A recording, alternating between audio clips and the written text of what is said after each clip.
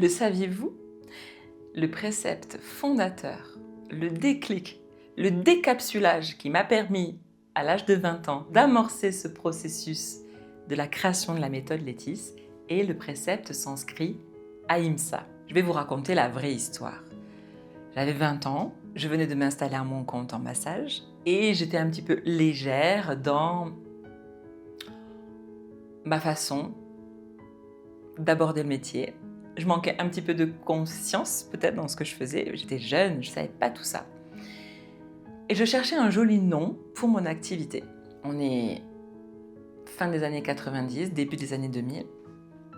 Et je me dis à l'époque, parce qu'il existait encore les annuaires, et oui, que ce serait bien si mon activité commençait par un A, parce que ça me permettrait d'être au début de l'annuaire dans les professions de bien-être. C'est l'instant vintage. Google n'existait pas encore et encore moins les pages Google My Business et les avis. Et donc, en prenant le livre que j'étais en train de lire sur les sagesses de l'Inde et la pratique du yoga, il y avait un mot que je trouvais très joli qui s'appelait Ahimsa.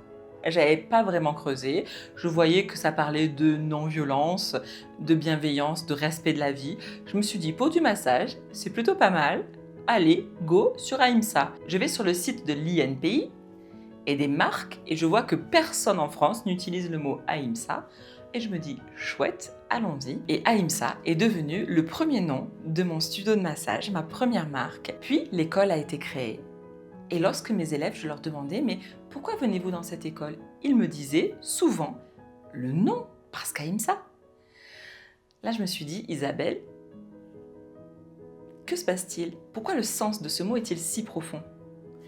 Et j'ai commencé à travailler et à étudier grâce à mes élèves et à aller au bout de la voie que j'avais choisie. Je ne sais pas si je suis arrivée au bout du bout à 45 ans, mais j'ai quand même compris pendant ces 25 dernières années beaucoup de choses sur cette notion fondamentale.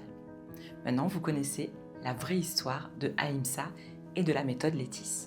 Comment Ahimsa s'applique à la thérapie manuelle et au toucher? Tout d'abord, la souveraineté du corps. Dans le book de la méthode Létis, il est écrit que le corps est l'autorité suprême du processus. L'intensité n'est jamais décidée unilatéralement par le praticien, mais continuellement codéterminée par les réponses tissulaires, respiratoires et verbales du receveur. En un mot, cela signifie que c'est vraiment le corps qui détermine la limite de toute la pratique et de ce qui est juste. C'est le corps qui est le maître, le corps qui sait et le corps qui nous guide, pas le praticien ou la praticienne. Ensuite, le deuxième pilier est la progressivité et la révocabilité. Toute intensité est introduite de manière graduelle et modulable. À chaque instant, le ou la praticienne peut ralentir, maintenir ou interrompre, ce qui garantit une sécurité constante. Le mot-clé des praticiens et des praticiennes Létis, c'est stop. La personne nous accorde sa confiance.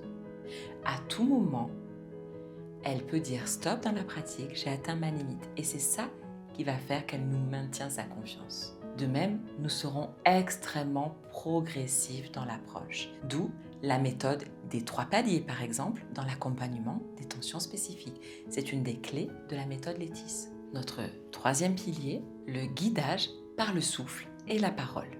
Le souffle est le fil conducteur du travail et la parole en structure le déroulement.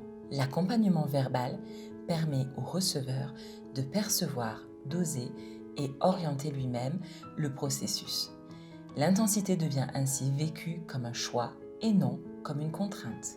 Pédagogiquement, mon plus grand challenge en tant que formatrice est d'aider les spa praticiens et les spa praticiennes, les massothérapeutes, à accepter leur voix, trouver leur tonalité de voix de praticien ou de praticienne et à accepter l'échange verbal dans le soin, justement utilisé et justement dosé, sans avoir la peur de déranger la personne. Et c'est tout un travail qui prend du temps. Quatrième pilier enfin, de Ahimsa dans le toucher au cœur de la méthode Létis, l'intégrité tissulaire. Même lors de manœuvres profondes, l'approche respecte toujours la biomécanique des tissus et la fenêtre de tolérance neurosensorielle. Le geste n'est jamais une effraction, mais une invitation au relâchement.